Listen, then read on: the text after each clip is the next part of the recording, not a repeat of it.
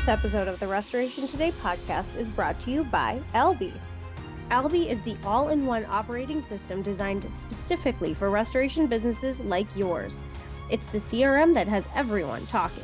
With Albi, you'll have everything you need in one streamlined platform.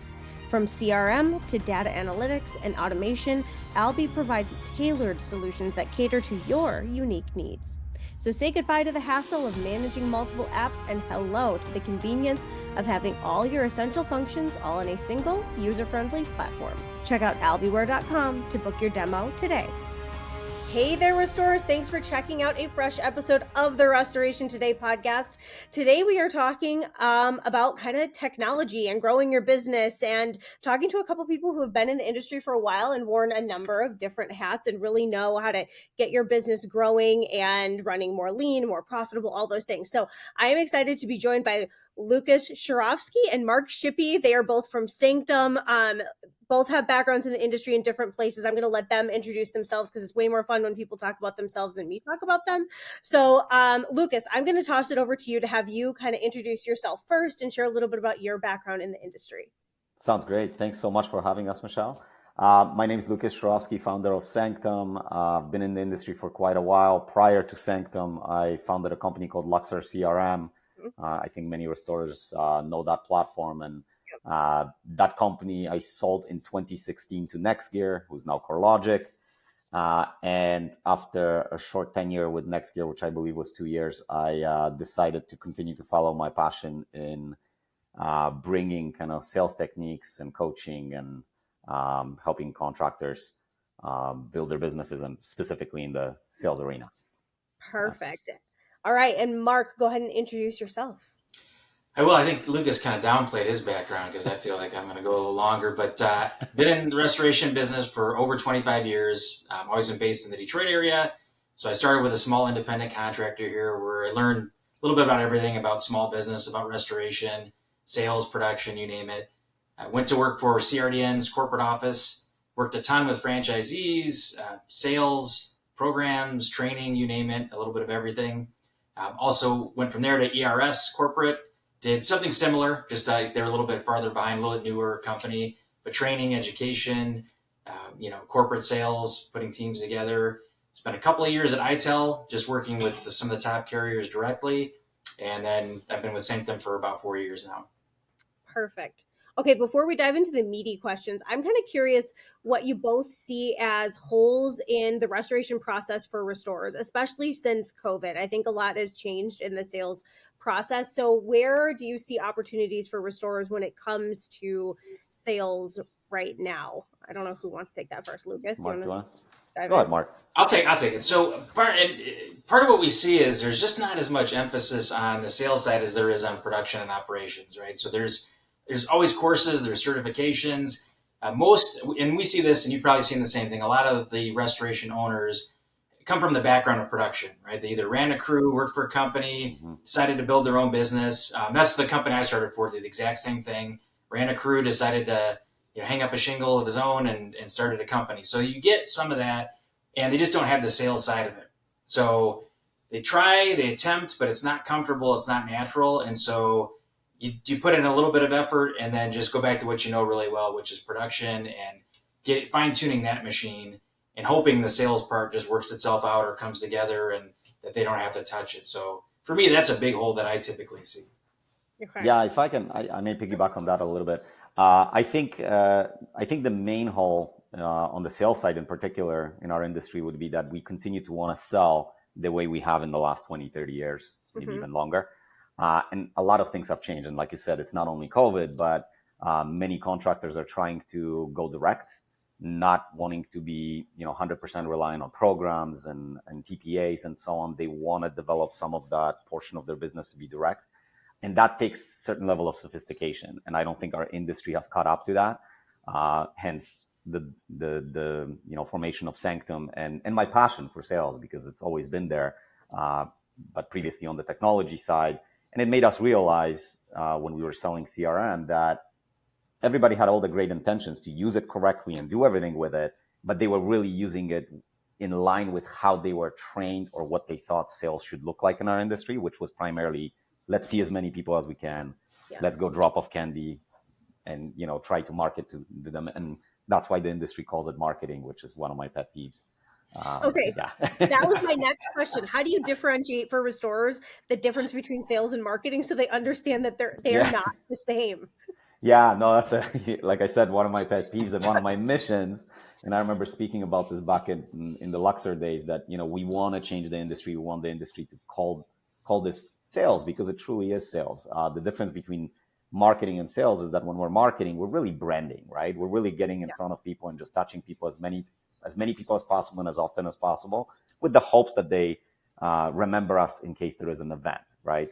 In sales, what we're actually trying to do is not only develop the relationship, but really sell the value of why they should be using us and how to differentiate ourselves from all the other restorers. Because, as I always say, we all suck, clean, and rebuild. So how are we different, right? And sales can take that to a whole new level. But it is a combination of both technology, sales, processes, and I'm sure we'll talk about that throughout.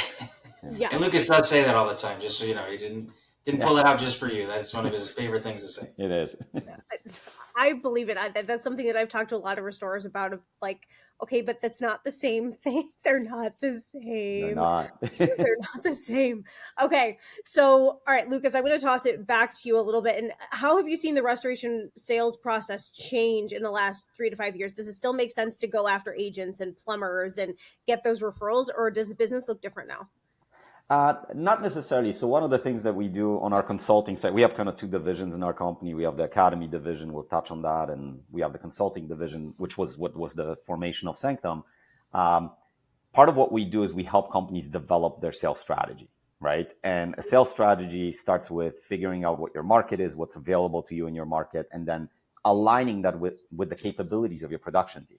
So if your strategy ends up being that you still want to target agents, plumbers, whatever it may be, that's totally fine, right? But it needs to align, as we always say to our clients, with what you're capable of doing. Because a lot of people come to us and because they see our website and know that we focus primarily in the commercial sector, this is one of our focuses, but we do work in the other areas as well. So they come to us and they're like, we want to do commercial. Mm-hmm. And they've been doing, 100% TPA work up until now. They've only done residential. There is a difference. It comes with a different level of skill set.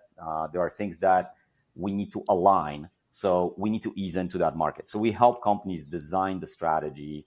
And then depending on what we come together with, I guess we will sell to anybody, right? Depending on how you design that strategy. I don't think everything's shifted completely. I think contractors have gotten smarter and realized that they need to put their eggs in a number of baskets, not just all in one. How often do you run into companies that are doing 100% TPA work? And if you're doing 100% TPA work, do you need a sales team?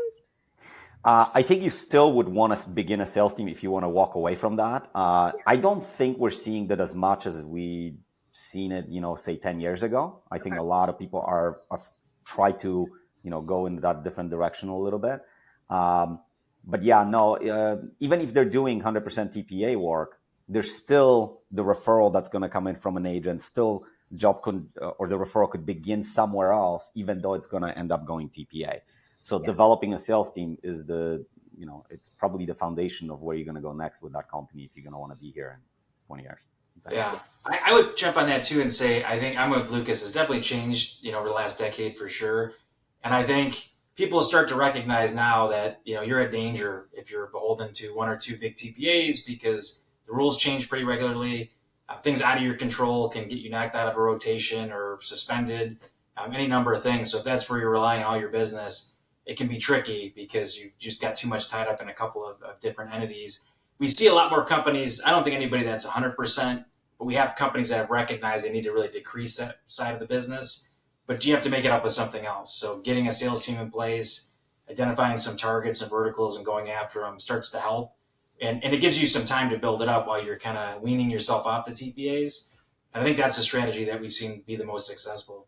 Yeah, even when we design these strategies, rarely or almost never, I don't think we've ever made a suggestion, cut off TPAs. It's more about build the other side, and then that way you're growing your business, you're gaining experience and aligning yourself with new work that you haven't been getting previously, and then Yes, some of our clients have decided to completely turn off the other side once the commercial or whatever it may be have made up for the difference.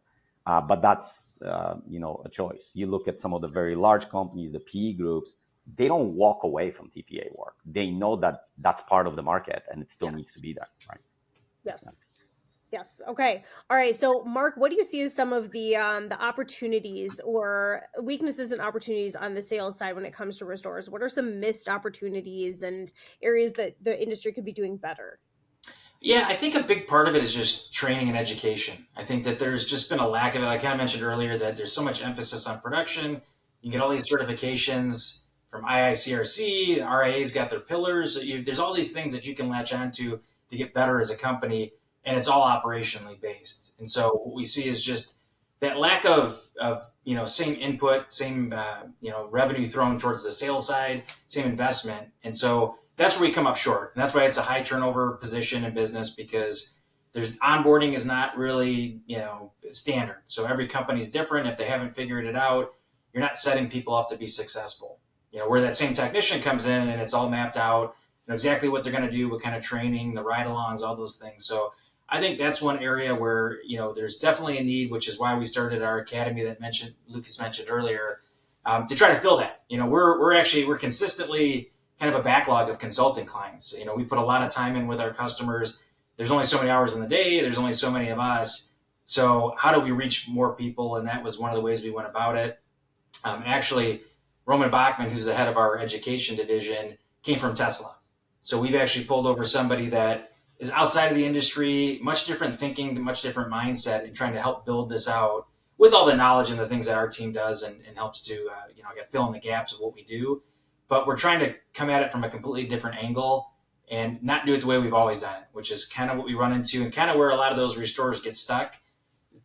Lukas said it earlier, that kind of that quantity over quality approach. When I started, it was the same thing. Go see 10 people a day, make 15 phone calls. And if you just run the numbers enough, you're going to get lucky. You're bound to run into somebody that's got a loss and you'll get it. And so we're trying to move beyond that and focus more on the quality side. And that's just been a struggle for companies that aren't familiar with it, aren't used to it, just want to gravitate back towards the operation side. Yeah. How long do you think it takes to train? Sorry. Luca, go downstairs and ask Mima. Sorry. No problem. You said it changed from COVID. There you go. It's the same. My dog will bark probably if somebody rings the doorbell. It happens. Go. Okay. So how long? My question was going to be, how long does it take, do you think, to hire and then onboard and train a good restoration sales person? Yeah, this is a great question. And we've got a bunch of modeling for this. And we can now literally tell the client that if you're hiring somebody, by when should you expect your first loss? What should they be doing in the first 2 weeks, 3 weeks, and so on? So it's completely mapped out.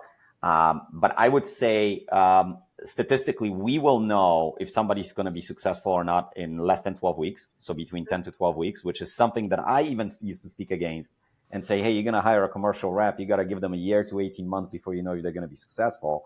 Or if you have processes, specific key performance indicators that you're measuring, which is part of all our process, there is a way to actually determine this. And to further answer your question, somebody can be fully onboarded and starting to bring work through the doors in approximately 14 to 16 weeks.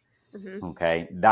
And it shouldn't go any further past that. And we're talking about a rep that would be focused 70% of their attention on, let's say, condo and HOA and 30% on Class A. We're talking about a commercial rep. You would see similar or a little bit faster results on somebody that focuses on agents or plumbers. You probably see that in about 10 to 12 weeks. But that's in a nutshell where you would be sitting. Yeah. And where do you both stand on hiring reps that have industry experience and a book of business that they're going to bring to the contractor versus finding somebody that's maybe outside the industry but good at sales? So I love this one because this comes up a lot. We do a lot with hiring and we get involved in that too. And we work with some good recruiters in the industry and try to always find good candidates. It's a little bit of a slippery slope. I've always told any owner I've ever worked with, don't ever count on $1 from that book of business that somebody says they're bringing, because you see it time and time again. It doesn't translate. They may have liked you and liked working with you, but the company is ultimately who they should be working with. There's always exceptions. But if it moves that easily when they change jobs, it's going to move just as easily when they change jobs again. So I don't ever count on it. I like bringing new people in. Lucas gave you the timeline. Certainly the ramp up is a little faster with people that have industry experience, know some customers. They have a little bit of a head start that way. But we have a lot of success with people from outside the industry that just have the same set of skills, things that we know that are going to be indicators of high performance later on. We actually kind of subscribe to a method of interviewing that we work with our clients that helps with that, where we're able to dial it down a little bit, focus on a couple of key things, some metrics, some scoring, and again, it just kind of eliminates some of the candidates that are fringe and lets us focus on those that have the best chance to be successful. Yeah, I guess tip for your viewers. We implement, and we teach this both in our consulting as well as our academy. We implement Who the A Method for Hiring, which is a book written by Jeff Smart and Randy Streets. And it's on the basis of top grading, which is Brad Smart, Jeff's dad. And I implemented that at Luxor, and I attribute a lot of our success to this because at the end of the day, our weakest link is the people that we hire, right? So if we hire better people, then the rate at which we grow and the success and the compounding effect of that is humongous. So not only do we get heavily involved in the hiring, we have a very stringent procedure for how we hire. And to piggyback on what Mark was saying, would we look at somebody that's from the industry? 100%. There's definitely a ramp up that's faster, but we should never hire because somebody's coming with a book of business. It's for their skill set, their abilities, and all the things that we check for during that process, which hopefully your viewers pick up that book. I have no association with the book. It's just something I truly believe in. And we definitely preach it to all our clients. Okay. And I guess to add one more thing to this, our industry, I think statistically, on average, a salesperson in our industry or BD or a marketer or whatever we want to call them, statistically, they will produce about $1 million a year. That's considered decent, right? On average, the salespeople that are managed by us that are running our process, on average, are bringing in 3.5 to 4 million without any large loss. So there's something to be said to the process. And more importantly, that kind of money and that kind of revenue doesn't get generated from any more than 80 to 110 relationships. So that's the main mindset change. Going back to one of your questions earlier, what's changed? The volume versus the quality. You can generate 4 million without any large loss from 80 to 100 relationships. And statistically, we know 3 to 6% of those relationships will also experience a large loss event every year. And large loss in our books would be anything $250,000 and over. Now you've got a rep that's doing $6 million, and it's something that can be repeated year after year after year. That's what you want. Yeah, the other thing too with that, and it kind of goes back to what you said earlier, Michelle, about plumbers and agents and people wanting to go out into commercial and get away from TPAs. So some of what you recognize by doing that is maybe you're not ready for it. So it's big numbers and big potential. And when you're going from that agent plumber side, which is going to be more frequent, but it's going to be less dollars typically on average, you're not going to see that kind of volume if that's all you're focused on. But as you move to commercial, you start to uncover some of the warts on the production side and what your capabilities are, what you're going to need to grow. And so for companies looking to do it, that transition actually helps a lot because it helps to point out where you have just some shortcomings that you need to address. You just can't flip the switch and say, I'm going to go from agents to big commercial all the time. That's kind of eye-opening for most people. So, but that's by putting a process in place, by qualifying, by screening, by really understanding your customer and the potential, it actually helps you set up the production side better because you'll know what's coming long before you get there. And that's what we assist them with, right? The holding of the hand to change that strategy, right? Yeah. It seems like most restoration companies want to move toward commercial now. That's kind of a big shift we're seeing. Do you think there's some opportunity now being left on the table in the residential space? Yeah, definitely. Like some people say the agent market is dead. It is not. There's a ton of potential in obtaining that work from that agent market, and not just agent. There's plumber focus, right, and all the other ones. I definitely think that people kind of go where the wind blows. They go to a conference, sit across from somebody at a table that's doing $70 million in schools, and Mark probably knows what I'm talking about. Yeah. And all of a sudden, everybody wants to sell to schools. Right? Well, it comes, all of this. We only hear the great stories, right? There's also challenges that come with all of this as well. So. Yes. Okay, let's talk about RIPS, RIPS. So, Lukas, I'm going to throw this one to you first. What is it? What does it mean? Yeah, so RIPS stands for Restoration Industry Probe Selling. Okay, and it's a sales process that I've been kind of working on for just over a decade. And that's what we branded as. And basically, the concept comes from the fact that about 7 to 10 years ago, I started talking about this idea that we need to start forecasting when we're looking at a client, whether it's an agent, a plumber, or a property manager. We need to look at that client and we need to be able to predict how many times they are likely to need us to respond for them. I'm not talking about forecasting revenue because we have no idea if the client's going to be calling us about $1,000 job or $100,000 job. But I think we can all agree that the first layer of responding to a client is to put wheels on the ground, get eyes on the jobs, and figure out how we're going to help that client. So if we can predict better as we add clients to our roster that this client is likely to need us 6 times a year, this one 7, it allows us to staff the back-end resources. I think we can all agree that the minute you start subbing things out, bringing in temp labor, the quality of your product service starts going down. So the more we can do things in-house, the better we can control that, the more successful we're going to be. So I had this concept idea and people used to laugh and they're like, you can't predict. We're in restoration industry. Nothing happens unless a disaster happens. And I'm like, well, hold on a second. If a carrier can predict how many red cars are going to crash next month or how many people at the age of 65 are going to pass away, why can't we look at a building and go, if you've got 12 stories, so many units, such population, average age, so many maintenance people, this type of equipment, we are able to use this data to predict that this entity will have about 6 to 8 events. And we've collected this data over a number of years and now have very good modeling to be able to determine that. What happened actually is when we sent salespeople to start asking all these questions and start being able to make these predictions, it changed the dynamic between the salesperson and the client because it's honest questioning of the client with the true purpose of trying to understand how things are working back. So RIPS became a process that honestly has derived from a number of other processes. And I think we've all heard of, Miller Hyman spin selling, solution selling, or Sandler systems is even pretty familiar in our industry. The difference is that these processes are built to sell widgets. And one of the main differences is that while they teach you, all of them will teach you, and the books will teach you that if a client exhibits the desire to buy, that you need to close the deal. The opposite is true in our industry. Why? Because we're not selling to somebody that's signing a check at the end of the sales cycle or signing a contract. We're selling with the intent to build a relationship, rapport, trust, so that they think about us should something occur. So that's kind of the main difference, and stretching the process to be lengthier. So RIPS, standing for, again, Restoration Industry Probe Selling, is the unique process that's designed strictly for the restoration industry that we teach not only in our academy, but obviously implement as part of our consulting and so on. And I attribute probably all of our success directly to that. Okay, so perfect segue. Thank you for that, Lukas. I would love to hear some of the success stories that you're seeing in your clients and in their sales processes and how companies are growing and really maximizing their sales efforts, maybe even with a smaller team. I mean, if you're talking about, if you know the right process, have the right process, they're doing 3+ million versus $1 million being like more of an average number. Mark, do you want to start with this one and kind of share some success stories here?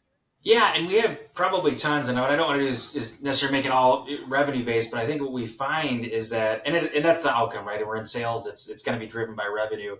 Yep. Some of the things that we're able to do, and as Lukas mentioned, it really being able to predict and forecast. What it really helps us do is secure repeat business, which is really the goal in this industry anyway. So not only are we out hunting and searching for this new business, how do we keep it? I kind of said earlier, if they're going to come with you to a book of business, they'll leave pretty easily. If somebody gives you a job in the first 5 minutes, well, then you're not going to be able to hold on to that customer, right? Somebody's going to come in with, something shinier, fancier, or more expensive dinner, and they're going to get the business. So how do you hold on to that business and how do you keep it? Because that's really how you grow, is just maintaining your foundation, your base, and building on it. So to me, that's the biggest success, is that we got people over the years that we've worked with that have put in a lot of effort, have picked up a lot of new customers, couldn't figure out why they weren't growing.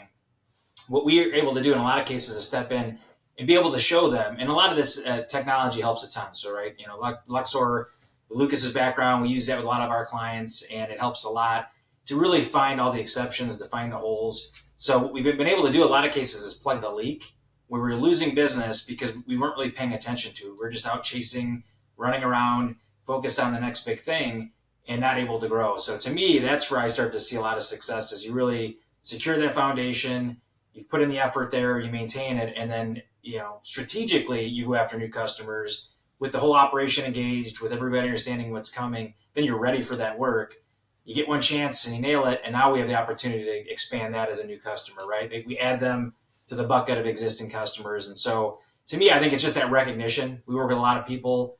Some come in thinking that they know it all, they don't need any help, but what are we going to teach them? When we're able to point out things like that, which is, have you ever looked at your customers in a different way?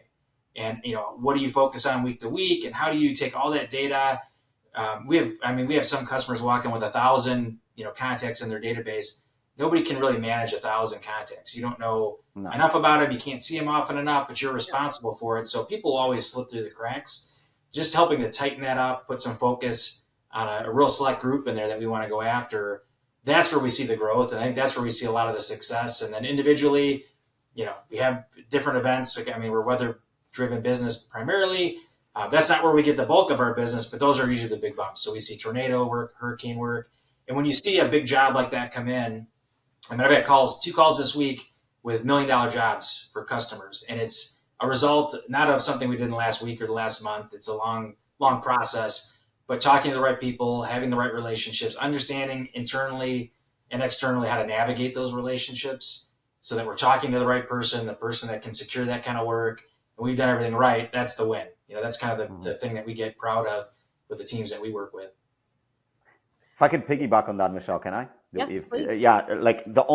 If we want more tangible items, right? So we talked about a rep, average rep under our management would be 3.5 and up, right? $4 million and up and so on. Think of it this way. If we can show, and we do this time and time again, where you can hire a rep in year one, depending on what market they're in, they'll be producing anywhere from $700 to $1.2 million. By year two, they'll be at $2.5 million. And by year three, they are going to be at $3.5 to $4 million. Right. And we can statistically prove that across every single rep that we're hiring in every territory. So it becomes like Lego blocks for contractors.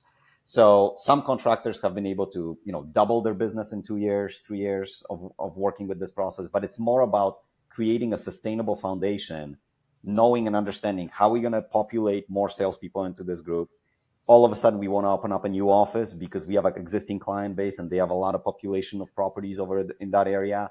We know exactly what we need to do. It becomes a lot clearer. And why it works is because even though salespeople are the famous people that say they don't want to be micromanaged, but they do need to be guided. Okay. Most salespeople are type A personalities, which is exactly like me, where if you tell me, go find $10 million worth of business, I'll spend 70% of my time spinning my wheels trying to figure out what I got to do. But if you tell me go close client A, I will find a way and I'll close that client. And if we have 80% of people that think, or 70% of people in our sales force that think that way, what you need to do is you need to remove the noise and give them clear path of what they need to do. And they need to believe in that. It's a combination of both. And I think this is where we hit home. And this is why we have 100% success rate. This is why, and we don't only work with clients that are, we have clients that have one salesperson and we have clients that have 15 salespeople or 20 salespeople. And we can work in all these areas of spectrum, right? So anyways, hopefully added some value there. That does. And I also want you two to speak really quickly to the value of a good CRM and having software. Where does technology play into the sales process and really being able to track what's going on, know your customers, all of that? Happy to do that. I'm sure. So I think we have companies like CoreLogic, which obviously has Luxor now, right? There's a number of other players that have CRM systems. We have also consulting firms or firms that teach sales. Yep. We have yet to have a company that does both. This is where we come in because the combination of technology and using it properly and not just coming up with a logical way of using it. It needs to be useful by the salespeople that are in the field. It needs to make sense. They need to be putting things that actually provide value to them. It's not just a reporting tool for managers, right? So combination of technology, process, accountability, and guidance and coaching. If you wrap all of that together and then you attach hiring and all that other stuff into this. This is what forms actually a true sales team. So technology is huge. It would take you a ton of effort to try to dissect the information the way we do for our clients if you're not running a CRM system. Now, is it possible? Sure it is, but you will be struggling. So investing in technology, but if you have the right process behind it is quite critical. Mark, anything? Yeah, I think that's the whole industry. I think you look at, again, the production side of it, operations, there's a lot going that direction with the things that you can do today that you couldn't do before with job management systems, with Matterport, DocuSketch, and just the way you'd even handle a claim is so different now because of technology. So I think a lot of it now is focused on the journey you take your client through, whether that's, the end user that's got some damage or you're a salesperson working with a client and trying to take them through. It's all about that journey now, and you need the technology, you need the tools to help walk you through. And then things that come into play, again, on either side of the house, then you can have things like KPIs, compensation strategies that get tied that you can manage through technology. It's not with a notebook trying to, scratch some things out and figure out whether we made it. So a lot of that has helped to get us more further along than I think we ever would have been before and the way we've always done it. So technology changing both sides of the claim, we just keep jumping a little farther, a little faster. And I think that helps us get to, and our clients get to places that they didn't think they could go before very quickly, because all of a sudden things start to click on, if it's working here, let's take a look at the other side and what should we be doing different there. Suddenly the whole organization starts to change. Yep. Okay. Before we wrap it up, I love to have people share memorable stories from the industry. It could be related to sales. It could be related to Luxor. It could be related to past jobs. I don't know. But do either of you have like a funny or memorable story to share from the industry? Mark, you go first. I'll give you my story of how I ended up working at Sanktum, which I think is it's funny to me. Maybe nobody else will care, but that's all right. I'm going to tell you anyway. So I when I was working at a different company, Lukas, if you're not friends with him on Facebook, you will be soon, because he's a big Facebook fan, and he always logs when he's going on trips. So I happen to be at the airport on my phone, just scrolling through stuff, wasting time, and I see, hey, Lukas is heading out to Los Angeles. He's in Detroit. And I'm like, well, that's crazy, because I'm at the Detroit airport. I'm going to LA too. So I just sent him a message. Hey, where are you going? And what flight are you on? He's on my flight. So we're both going out to LA, totally different things. And Mr. A, Lukas said he's an A personality, A-type person. So he's like, we got to meet when we're out there. Let's find some time. Let's get caught. I gotta tell you about this thing I'm doing. And this is right as he was, really developing RIPS and developing Sanktum. Uh-huh. So we met, we had some coffee, and it probably went about 4 hours, and then just told me on all the things that we were doing. And so that was kind of exciting. That was to hear it at the early stages and see what it is now. And it happened to be because I'm scrolling on Facebook, at the airport, wasting time. And, here we are today. So if I hadn't done that, it makes you wonder, what would have happened. So that's my story. All right, mine. I keep navigating back to kind of Sanktum and RIPS, but so I'll maybe stick with that. Mine was when I started implementing RIPS and building RIPS. I was working with a very large company on the West Coast that had a very large team, and one of my biggest concerns was that all the big producers would never embrace this, or they'll embrace it at a very small fraction of this, because they're already producing $10 million every single year. Why would they care to look at something that's so tedious, right? Well, to our surprise, I think you guys may correlate to this, and Michelle, tell me if you do. The worst day in a salesperson's life is January 1st, okay? Because the slate is wiped clean, and you've got a new target of 10 million or 5 million, and now all of a sudden you're like, oh, where am I going to get that, right? Well, with RIPS and this whole concept of forecasting and predicting who are my clients, how many times do I expect them to call me with an event, it changed the dynamic. So actually the people that were grasping for what we were doing first were the people that we didn't build this for, because we felt they're not going to be there. So to our surprise, no matter how long I've been in this, I'm always surprised by something new. And, every day is a new lesson for us. And this was one of them, which was quite surprising. And, but it was great. And still talk to some of those guys that continue to use the method. And, they've been able to take their 10 million to way higher.